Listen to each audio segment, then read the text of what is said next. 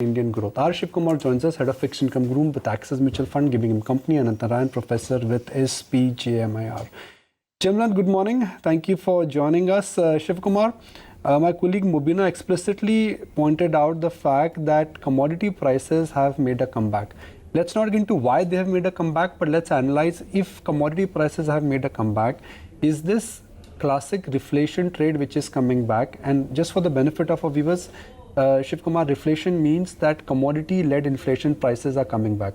Are we going back to the trend what we saw, let's say, at the beginning of the decade between 2013 and 14, where commodity prices they went higher and inflation made a comeback?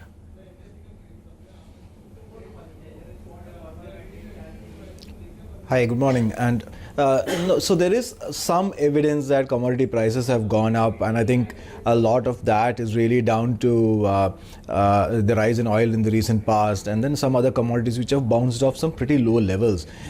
Your correspondent just a moment ago mentioned the Baltic Dry Index, which has bounced off the lows, which is again an indicator of what's happening in global trade and commodities. But actually from September, Baltic Dry has consistently fallen, and that's quite interesting because this is a period of time when actually it looked like the US and China are coming to a trade deal on the verge of signing apparently, and nevertheless actually we're not seeing that kind of reaction from these trade indices, from commodity indices. What that suggests to us is that there is some evidence of global growth coming back. Maybe the pessimism which was there in the middle of the year with the US treasuries inverting, that pessimism has gone away and you're seeing some comeback. But we are not seeing this as a huge risk for inflation where commodity prices run away like we saw maybe 10 years ago. I really don't think that that's the risk that we are playing out at this point of time. It looks like it's going to be more of a benign situation, which of course it will be a good outcome for us. What is your sense? I mean, on paper, we can always say, look, inflation is bad for India, but at least what we've learned in the last 10 years is that when wholesale inflation cracks, it's more bad news than good news in a country like India. Little bit of inflation, Ananth, coming back, you think it's not good news, but it is great news, at least if it is from the WPI front?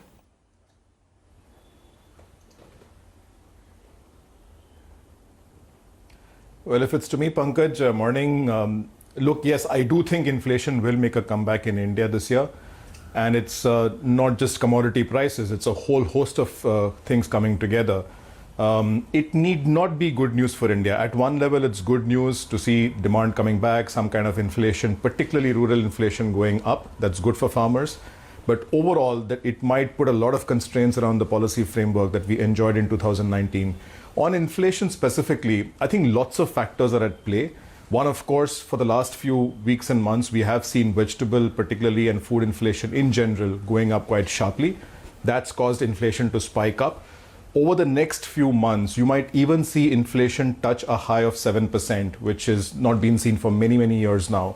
And that could put some kind of nervousness in the market, given that the MPC is supposed to target 2 to 6%. Now, mind you, a lot of that is based on food inflation. But even core inflation, which has been very, very low all this while, at 3.5%, even now it's quite manageable, is showing signs of going up. Remember, telecom prices have gone up. Oil prices, as you mentioned, going up will eventually feed into core inflation. Even sectors such as pharma, some 21 critical drugs prices have gone up. You're also seeing increase in prices in sectors such as autos, which are not necessarily seeing high demand. All of that, along with rural consumption coming back, which is good for the economy, might just see inflation surprise on the upside going forward. Now, what does this mean for us? Look, India has lots of vulnerabilities. Lots of our sectors are not doing well. Banking, NBFC, real estate, construction, power, airline and shipping, you name it, plenty of sectors.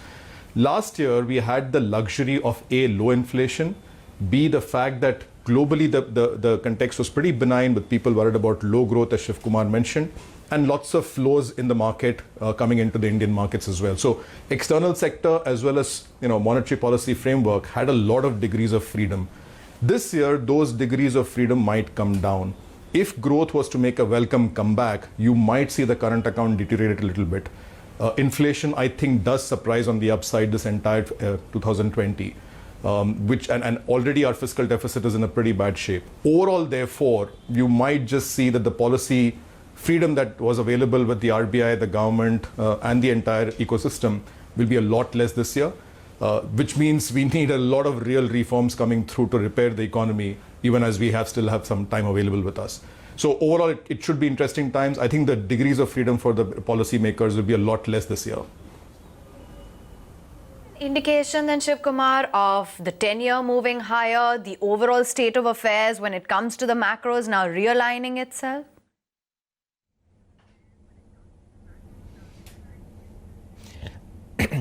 So yes, I think we have seen a minor rise in the 10-year, but we must remember that the yield curve in India is very steep, is one of the steepest in many years. And that to me suggests that the market's already pricing in the risk of inflation remaining slightly on the higher side, and more importantly, the risk that monetary policy will start tightening over the medium term. So even we are not in the camp that expects RBI to suddenly make a U-turn on policy, but when you take a 2 or 3 year view, we should start expecting that, you know, if the economy comes back and if inflation remains at or above RBI's target, they will have to start reversing. The point is, a lot of this already in the market price. So we are not really expecting bond yields to go up, especially at the longer end, given that the curve is already pricing in a lot of monetary response on the other side, that is to say, tightening monetary policy over the next few years. So yes, near-term volatility concerns will remain, but I don't think it pays to be very bearish on long end at this point of time. A simple follow-up question, Sivakumar, which is that in last 10 years, interest rates have come down, let's say for the US 10-year paper from 4% to sub 2%. German Bund has come down from 5% to negative. Indian 10-year paper, not that much, but what was 8.5 has come down to about 6.5. If central bankers are running out of scope to cut interest rates, and if global reflation comes back, because if commodity prices come back, Sivakumar, it will not be an India phenomenon, it will be a global phenomenon. What happens then? What happens to global growth? What happens to demand supply?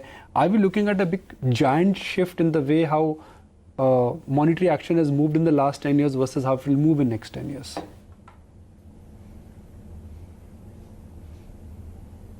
And that's a very big if in your sentence. So if commodity prices go up, if inflation makes a comeback, what happens to central banking policy? Most of the global central banks are grappling with the problem that inflation for the last decade has been well below their target. So I think many central banks will actually allow inflation to drift up a little bit.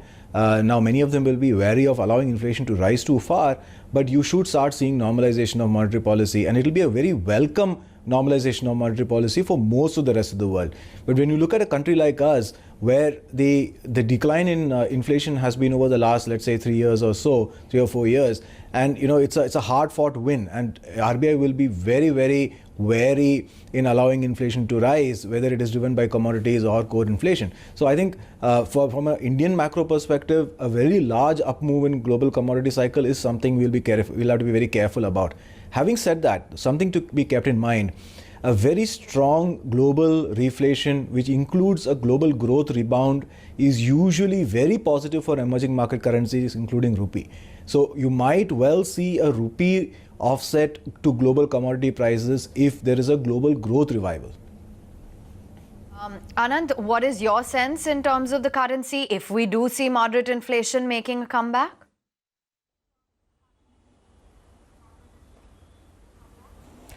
Lots of moving parts, Aisha. Look, first off, on the global context, a lot depends upon what drives commodity prices one way or the other.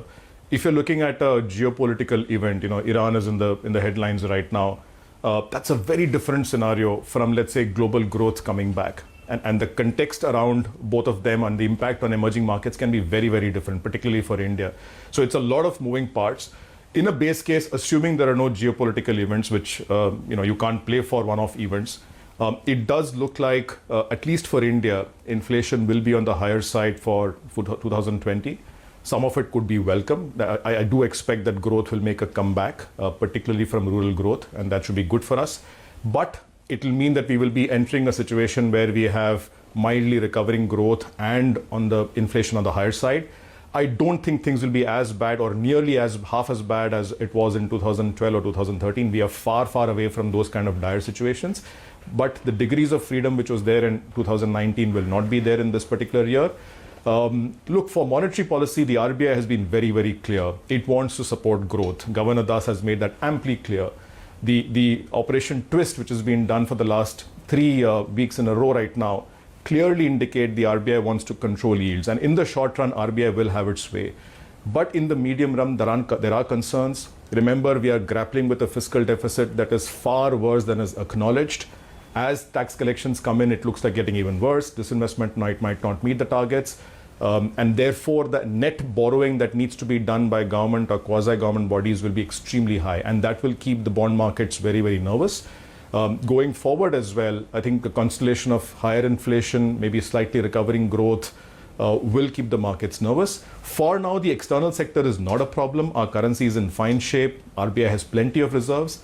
But a lot of those reserves have been built on the strength of reversible flows, including exporter selling, ECB's unhedged, speculative long positions in rupee, etc. So we are not out of the woods. If we do see a global event, you could see capital outflows happening, and a return of growth could see imports going up again. So it's not necessarily good times for India in FY20 in fiscal year 2021. Going forward for this year, we might see a lot more of nervousness in the market than we saw in 2019. Really appreciate your time. Glad both of you could join us and have a wonderful year ahead.